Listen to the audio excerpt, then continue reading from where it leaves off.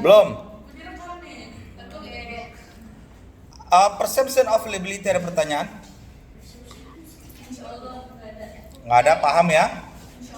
Selanjutnya perception of non liability, ada pertanyaan? Nggak ada ya? Ya, silakan. Tentang presumption of liability. Ya. Tadi itu prinsip bertanggung jawab atas dasar praduga yang menyatakan. Nah, kalau kita praduga itu salah, bagaimana?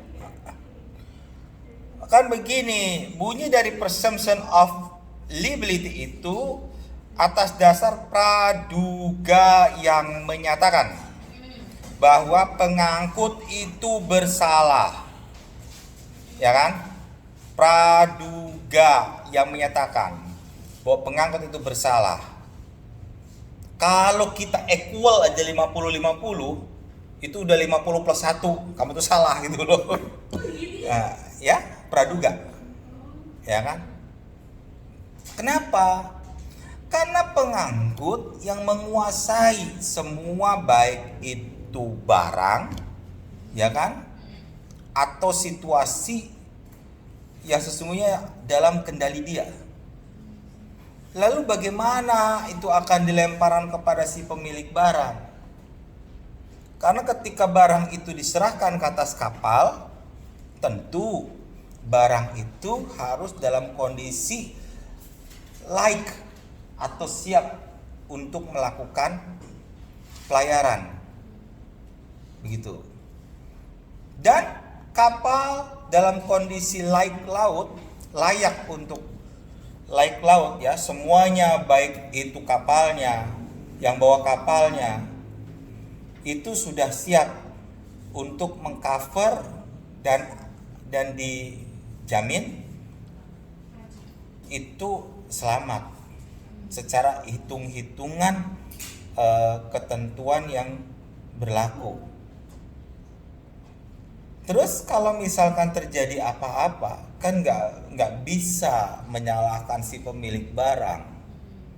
Dia lebih tahu, dia lebih familiar atas kondisi baik kapalnya atau situasi yang dihadapi dia di atas lautan. Maka beban pembuktiannya ada pada pihak pelayaran, pada kapal pengangkut, gitu. Dia harus bisa mendalilkan dan membuktikan, gitu. Makanya ketika terjadi apa-apa, kapten kapal harus membuat satu berita acara, apapun itu. Dan ketika pada tempat terdekat, ya dia harus menyampaikan situasi-situasi itu dan ditandatangani oleh pihak sah bandar, dalam hal ini mewakili negara atau pejabat hukum setempat di sana. Gitu. Contohnya barangnya jebret, air laut masuk semua ke dalam, hingga ikan asinnya berubah menjadi ikan pahit, ya kan? Karena kan kalau asin banget, asin masuk air laut, asin ketemu asin, jadi air jadi pahit banget kan? Karena terlalu asin, begitu. Maka kerusakan ikan asin harus dilaporkan. Akibat apa? Tadi pembuktiannya itu ada sama pihak kapal, dia yang harus mendalilkan. Nah, gitu. Dan mendalilkannya itu ya jangan sampai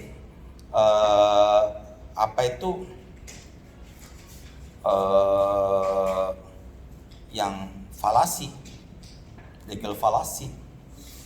Gitu. Nggak bisa diterima secara logis hukum. Gitu. Susun dulu tuh bahasanya tuh. Bahasa susun dulu, baca berulang-ulang. Gitu kan. Jangan di atas berbicara kambing, kesimpulannya telur ayam. Ya. Jauh banget gitu. Tapi kalau kambing, begitu kesimpulannya embek masih mendekati. Walaupun ini kok bisa gini, karena embek dan kambing bulunya beda, satunya keriting, satunya di bonding.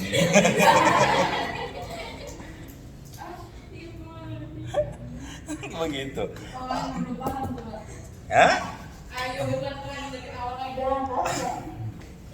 Itu bapak yang di pojok paham nggak pak?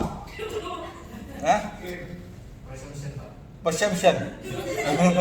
Perception apa? Liability. Sekarang perception of liability, ada perception of non-liability. Oke, paham? Based on fault, paham?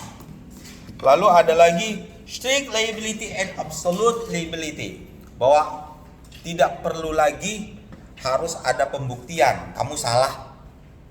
Biasanya itu adalah kapal yang melakukan kejahatan lingkungan. Dah, kamu salah. Gitu.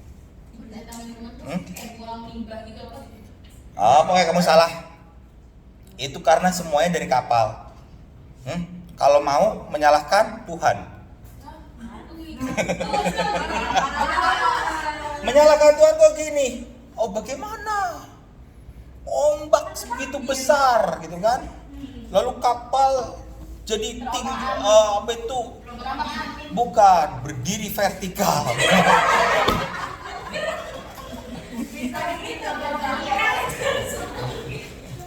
Ya kan? Oke, kita kembali lagi. Jadi prinsip strict liability and absolute liability itu seperti itu. Ya, tidak perlu lagi dia harus melakukan pembuktian. Nggak usah, kamu salah. Ya kan? Nah, di kitab di undang-undang lingkungan hidup pun sama, bunyinya seperti itu. Contohnya kemarin yang pabrik kimia itu strict liability. Udah, salah. Pabrik kamu, standar operatingnya kamu, yang mengoperasikan kamu, ya. Begitu pabriknya kentut, orang batuk-batuk kok mau nyalain Tuhan? Kamu nggak bisa. Kayak gitu, ya. Bahkan yang namanya undang-undang lingkungan itu sangat jelas sekali. Kamu buang aja itu baterai keluar. Kena tuh. Kalau bicara undang-undang lingkungan. Karena baterai itu juga baterai buat senter yang merek kucing hitam lompat, everyday, ABC, ya kan? Habis pakai kamu buang ke depan. Itu sebetulnya nggak boleh tuh. Nggak boleh. Karena minimal kalau ada orang lewat kinjak pleset, kan bulat kan dia, ngegelundung dia, jatuh dia tuh. Selanjutnya limitation of liability, batasan tanggung jawab pengangkut untuk membayar ganti kerugian. Pengangkut ya dalam tanggung jawabnya untuk membayar ganti kerugian. Jadi dibatasi. Contohnya apa? Protection and indemnity itu PNI, ya. Ya. Protect and indemnity itu ada limitasi, batasan. Enggak semuanya full cover. Seperti itu. Oke, ada pertanyaan yang lain? Nggak ada. Bahwa yang ada pertanggungjawaban itu yang hanya 3/4-nya saja yang diganti dari total kerugian.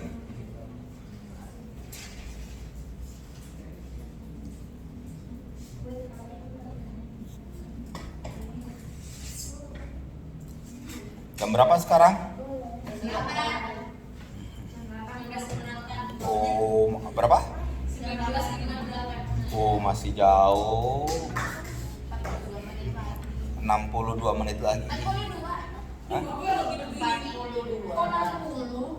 Oke. Ada pertanyaan nggak?